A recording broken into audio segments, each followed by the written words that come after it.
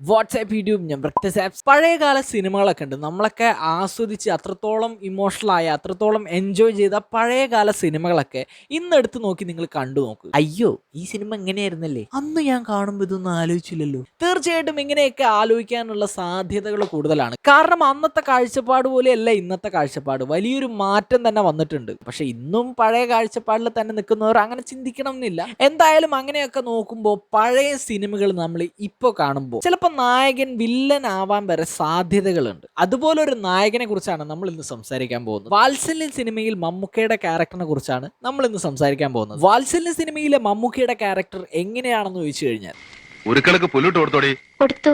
പുല്ലല്ല, വൈക്കോല്. വൈക്കോലോ? ഇന്നെന്താ പുല്ലരിഞ്ഞില്ലേ? ഇല്ല. പിന്നെ നിങ്ങൾക്കൊക്കെ എന്താ അവിടെ പണി? 3-4 പെണ്ണുങ്ങളുള്ള വീടാ. ഇത്തിരി പുല്ലരിഞ്ഞു കൊടുക്കാൻ ആർക്കും ഇല്ല സമയം. വൈക്കോലിപ്പോ വില എന്താണെന്നറിയോ? 3 നേരം ഉരുട്ടി വിഴുങ്ങണമെന്നല്ലാണ്ട് ഇവിടത്തെ കാര്യങ്ങൾ എങ്ങനെ നടക്കണമെന്ന് ആർക്കും അറിയണ്ടല്ലോ. പോത്തിനെ പോലെ പണിയെടുക്കാൻ എടുത്തുണ്ടല്ലോ അവിടെ. ആരും വലിച്ചു തോറ്റു. മേടിച്ചിരിക്കാണ്ട് പൊയ്ക്കോ അപ്പുറത്ത്. ഒരു ഭരണമല്ല നമുക്ക് അവിടെ കാണാൻ പറ്റുന്നത്. പുല്ലരിയാൻ അവള് പോയതാ. പിന്നെന്താ, സൗകര്യം ഒത്തില്ലായിരിക്കും.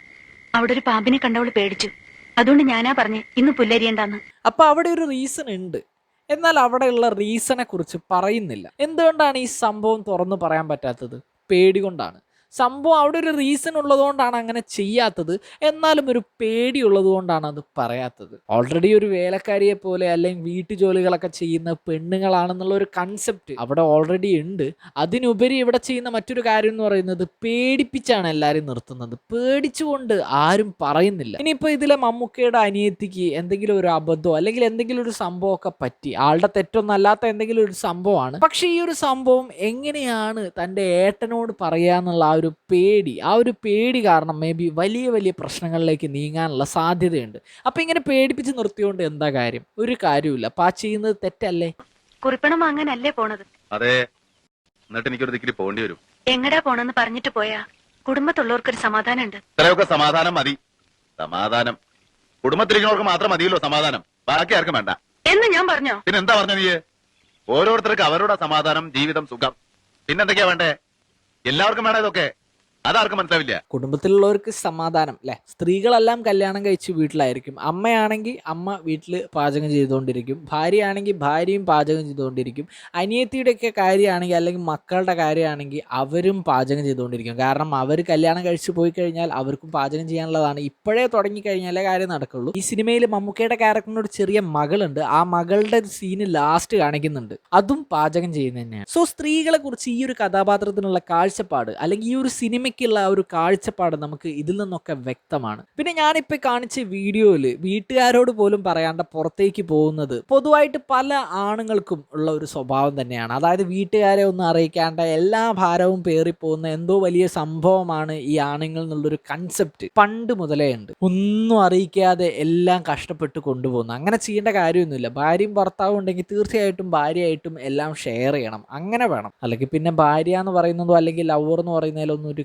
കാര്യമില്ല. ഇതിപ്പോൾ ഭാര്യയോടൊന്നും പറയാണ്ട് ഇറങ്ങി പോകുന്നത് വലിയ ആണത്വമാണ് അല്ലെങ്കിൽ വലിയൊരു സംഭവമാണെന്ന് കാണുന്ന രീതിയിലാണ് ഈ ഒരു ക്യാരക്ടർ പോകുന്നത്. വാത്സല്യം എന്ന ഈ സിനിമയിൽ മമ്മൂക്കയുടെ കഥാപാത്രത്തിന്റെ അനിയനായിട്ടാണ് സിദ്ദിഖിന്റെ കഥാപാത്രം വന്നിരിക്കുന്നത്. മമ്മൂക്കയുടെ അനിയത്തിയുടെ കല്യാണം നടത്തുന്നതിനൊപ്പം സിദ്ദിഖിന്റെ, അതായത് മമ്മൂക്കയുടെ അനിയന്റെ കല്യാണം കൂടി നടത്താൻ മമ്മൂക്ക തീരുമാനിക്കുകയാണ്. ആ കാര്യം പറയാനായിട്ട് സിദ്ദിഖിന്റെ അടുത്ത് ചെല്ലുകയാണ്. കല്യാണം നടത്തുന്നതിൽ കുഴപ്പമൊന്നുമില്ല. ഇപ്പം അറേഞ്ച് മാരേജ് തന്നെ നിർബന്ധമൊന്നുമില്ല. ആൾക്കിപ്പോൾ സിദ്ദിഖിന് ഇഷ്ടപ്പെട്ട ഒരു പെൺകുട്ടി ഉണ്ടെങ്കിൽ അയാളുമായിട്ട് ആ പെൺകുട്ടിയുമായിട്ട് കല്യാണം നടത്തുക എന്ന് പറയുന്നത് വളരെ ഓക്കെ ആയിട്ടുള്ള കാര്യമാണ്. അതിൽ വലിയ പ്രശ്നമോ കാര്യങ്ങളൊന്നുമില്ല.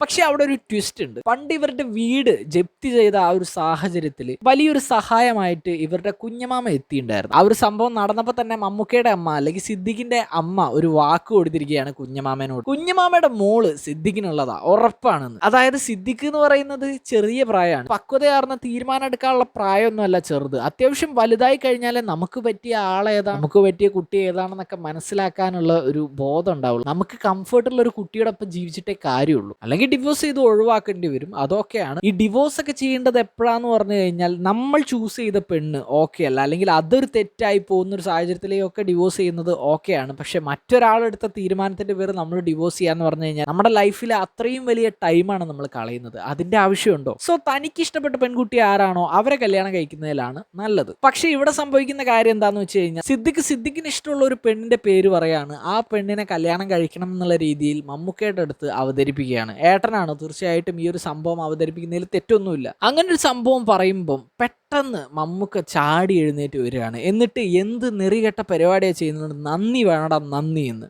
അതായത് കുഞ്ഞമാമന്റെ മകള് സിദ്ദിഖിനുള്ള എന്നുള്ളൊരു വാക്ക്, അങ്ങനെ ഒരു വാക്ക് ഇവരെല്ലാവരും കൊടുത്തിട്ടുണ്ട്. അതിന്റെ പേരിൽ സിദ്ദിഖ് അവരെ കല്യാണം കഴിക്കണം എന്നാണ് മമ്മൂക്ക പറയുന്നത്, അല്ലെങ്കിൽ മമ്മൂക്ക വാശി പിടിക്കുന്നത്. കുഞ്ഞമാമയുടെ മകൾക്ക് സിദ്ദിഖിനെ ഭയങ്കര ഇഷ്ടമാണ്, അവിടെ ഓക്കെയാണ്. പക്ഷെ തിരിച്ചും ആ ഒരു ഇഷ്ടമില്ലെങ്കിൽ കാര്യമുണ്ടോ? സോ തീർച്ചയായിട്ടും നമ്മൾ ഇങ്ങനെയൊക്കെയാണ് ചിന്തിക്കുക. ഇതിനുള്ള കറക്റ്റ് ഉത്തരം നമ്മൾ തന്നെ പറയുമെങ്കിലും അവിടെ സിദ്ദിഖ് അന്ന് തന്നെ ആ ഉത്തരം പറഞ്ഞിട്ടുണ്ടായിരുന്നു. ആ തന്തയുടെ മോളെ വസ്തു വിറ്റ പണല്ലായിരുന്നെങ്കിൽ ഞാനും നീയൊന്നും ഈ സ്ഥാനത്തില്ല. എന്ത് കൊടുത്ത് വീട്ടുകൂടാ ആ കടം? ആ കടമയും കടപ്പാടും ഒന്നും മറക്കരുത്. അത് മറക്കൊന്നുമില്ല. എന്ന് വെച്ചാൽ നിന്റെ ഭാവി എനിക്ക് നോക്കണ്ടേ? അവിടെ സിദ്ദിഖ് പറഞ്ഞ ശരിയല്ലേ? നന്ദിയും കടപ്പാടൊക്കെ എന്നുണ്ടാവും എന്ന് വെച്ചിട്ട് ആളുടെ ജീവിതം ആൾ സ്പോയിൽ ചെയ്യണം എന്നാണോ? ഇവർ ഈ കടപ്പാടിന്റെ പേരിൽ ഈ പെൺകുട്ടിയെ അങ്ങ് തലയിൽ വെച്ച് കൊടുത്തിട്ട് സിദ്ദിഖിന് ആ പെൺകുട്ടിയുമായി മുന്നോട്ട് പോകാൻ പറ്റിയില്ലെങ്കിൽ ഇവരെ എന്ത് ചെയ്യാനാ? ഇങ്ങനെയൊക്കെയാണ് യഥാർത്ഥ സത്യമെങ്കിലും സിനിമ പോകുന്നത് എങ്ങനെയാണെന്ന് ചോദിച്ചു കഴിഞ്ഞാൽ സിദ്ദിഖ് ചെയ്തതൊരു വലിയൊരു തെറ്റായിട്ടാണ്. ഇത്രയൊക്കെ പറയുന്നുണ്ടെങ്കിൽ അവസാനം ഈ കല്യാണം അങ്ങ് നടത്തി കൊടുക്കുന്നുണ്ട്. കല്യാണം നടത്തി കൊടുത്തു കഴിഞ്ഞിട്ട് അടുത്തൊരു കോമഡി അവിടെ നടക്കുന്നുണ്ട്. കുഞ്ഞമാമയുടെ മകൾക്ക് സിദ്ദിഖിനെ ഭയങ്കര ഇഷ്ടമാണ്. ആ സിദ്ദിഖിനെ കല്യാണം കഴിപ്പിച്ചു കൊടുക്കാൻ മമ്മൂക്കയ്ക്ക് പറ്റാണ്ടാകുമ്പോൾ മമ്മൂക്ക ആകെ ഒന്ന് വിഷമിക്കുകയാണ്. ആ കടപ്പാട് മറന്നൊരവസ്ഥയിലേക്കല്ലേ പോയത് എന്നൊക്കെയുള്ള ആ ഒരു ടെൻഷനൊക്കെയാണ് മമ്മൂക്കയുടെ മനസ്സിൽ ഫുള്ളുള്ളത്. എന്നിട്ട് മമ്മൂക്ക എന്താണ് ചെയ്യാൻ പോകുന്നത്? വളരെ ഇഷ്ടമുള്ള സിദ്ദിഖിനെ കൊണ്ട് കല്യാണം കഴിപ്പിക്കുകയാണോ ചെയ്യുന്നത്? അങ്ങനെ എന്തായാലും ചെയ്യാൻ പറ്റില്ല. എന്തായാലും അന്ന് പൈസ തന്നതിന്റെ ആ നന്ദി എങ്ങനെയെങ്കിലും മമ്മൂക്ക കാണിക്കണം. അതിനിപ്പോ എന്താ ചെയ്യുക? എൻ്റെ ഒരു അറിവിൽ രണ്ട് വഴിയാണ് അവിടെ കാണാൻ പറ്റുന്നത്. ഒന്നെന്ന് പറയുന്നത് സിദ്ദിഖിനെ കൊണ്ട് കല്യാണം കഴിപ്പിക്കുക, അതൊരിക്കലും നടക്കുന്ന കാര്യമല്ല. രണ്ടെന്ന് പറയുന്നത് ഈ പെൺകുട്ടിക്ക് ഇനി ഏതെങ്കിലും ചെക്കനൊക്കെ ഇഷ്ടമാവുകയാണെങ്കിൽ, മുന്നോട്ട് ലൈഫ് പോകുമ്പോൾ ഏതെങ്കിലും ഒരു ചെക്കനൊക്കെ ഇഷ്ടമാവുകയാണെങ്കിൽ ആളെ കൊണ്ട് ആ കല്യാണം നല്ല രീതിയിൽ നടത്തിപ്പിച്ചു കൊടുക്കുക. പക്ഷെ ഇവിടെ മമ്മൂക്ക ചെയ്യുന്ന പരിപാടി എന്ന് പറയുന്നത് മമ്മൂക്കയുടെ പെങ്ങൾക്ക് ആലോചിക്കാൻ വെച്ച ആ ചെക്കനെ കൊണ്ട് ഈ പെൺകുട്ടിയെ കല്യാണം കഴിപ്പിക്കുകയാണ്. കുഞ്ഞുമാമയുടെ മോളുടെ ഇഷ്ടം നോക്കി നടത്തുകയല്ല ചെയ്തത്, ഏതെങ്കിലും ഒരു ചെക്കനെ ഏൽപ്പിക്കുക. ഇവളോട് കാണിച്ച് നെറികേട് തിരുത്തണം. വിജയന്റെ കല്യാണത്തിന് മുമ്പ് നമുക്ക് ഇവളുടെ കല്യാണം നടത്തിവിടണം. ഏട്ടാ, അനുസരണക്കേട് വിചാരിക്കരുത്. എനിക്കിപ്പോ ഒരു കല്യാണം വേണ്ട. പല ആളുകളുടെ മനസ്സിൽ ഇന്നുമുള്ള ഒരു സംഭവം തന്നെയാണ് അത്. പെൺകുട്ടികളാണോ പെട്ടെന്ന് തന്നെ കല്യാണം കഴിപ്പിച്ചു കൊടുക്കുക എന്ന് പറയുന്നതാണ് ഏറ്റവും സന്തോഷം നിറഞ്ഞ കാര്യം. ഫസ്റ്റ് മമ്മൂക്കയുടെ പെങ്ങൾക്കും ഉണ്ടാകുന്ന ഒരു അനുഭവം ഏകദേശം ഇങ്ങനെയൊക്കെ തന്നെയാണ്. മമ്മൂക്കയുടെ അനിയത്തിക്ക് ഒരു റിലേഷൻ ഉണ്ടായിരുന്നു. ആ റിലേഷൻ പിടിക്കപ്പെടുമ്പോൾ അതിനുശേഷം പെട്ടെന്ന് ആ പെൺകുട്ടിയുടെ കല്യാണം നടത്തുക. ഇവിടെ കോളേജിൽ പോണ പഠിക്കാൻ വേണ്ടിയല്ല, കണ്ട ആമ്പിളരോട് ചുറ്റാനാ. നീ എന്തായി പറയണേ? എനിക്ക് ഒന്നും മനസ്സിലാവണില്ല. ഇത്ര മനസ്സിലാക്കിയാ മതി. മോളെ വേഗം കെട്ടിച്ചു വിടാൻ ആലോചിക്കുക, ഇല്ലെങ്കിൽ കുടുംബത്തിന് നല്ല പേരുണ്ടാക്കി തരും. വെയിറ്റ്, അവിടെ കല്യാണം മാത്രമല്ല, അവിടെ മറ്റൊരു സംഭവം കൂടി മമ്മൂക്കയുടെ അനിയത്തിന്റെ അടുത്ത് പറയുന്നുണ്ട്. നീ പഠിക്കാനെന്ന് പറഞ്ഞ് വീട്ടിൽ നിന്ന് പുറത്തിറങ്ങിയ കൊല്ലു ഞാൻ. തീർച്ചയായിട്ടും ആ പെൺകുട്ടിയുടെ ഭാഗത്തു നിന്ന് മമ്മൂക്കയോട് നല്ലൊരു രീതിയിലുള്ള പ്രതികരണം നമ്മൾ പ്രതീക്ഷിക്കുന്നുണ്ടെങ്കിൽ നമുക്ക് തെറ്റി. മോളെ, കോളേജിൽ പോണ്ടെന്ന് വലിയേട്ടൻ പറഞ്ഞത് അപ്പോഴത്തെ ദേഷ്യം കൊണ്ടാ. ഒരു ചീത്തപ്പനുണ്ടായ പിന്നെ വലിയേട്ടൻ ജീവിച്ചിട്ട് എന്താ ഫലം? എനിക്ക് വിഷമയില്ല. എനിക്ക് മനസ്സിലായി എന്റെ തെറ്റ്. പഠിത്തം മുടക്കണ്ട, നാളെ മുതൽ കോളേജിൽ പോയിക്കോ. വേണ്ട, എനിക്ക് എന്നെ പേടിയാ. ഞാൻ കാരണം ചീത്തപ്പേരുണ്ടാവണ്ട. ഞാൻ ഇനി പഠിക്കണില്ല.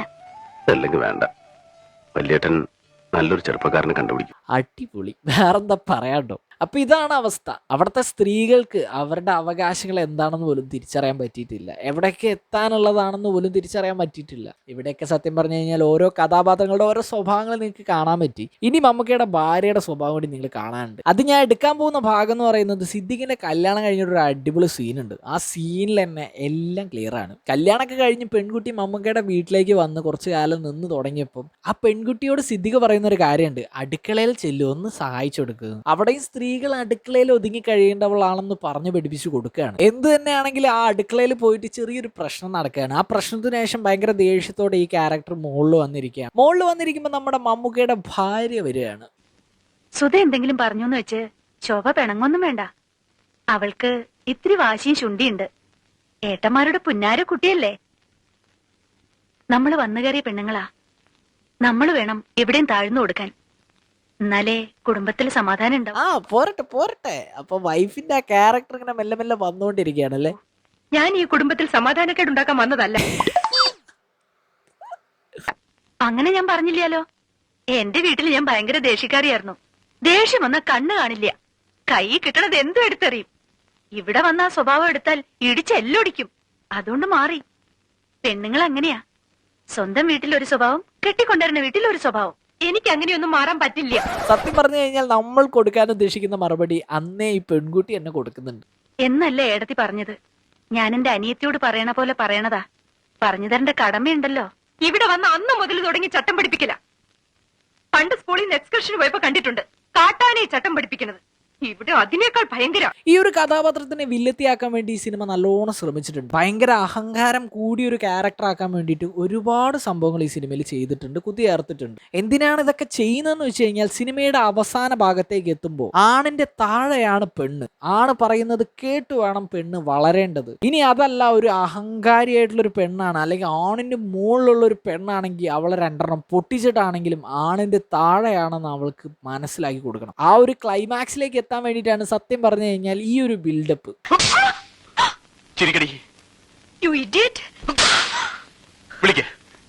നിനക്ക് അടിയുടെ കുറവാണ്.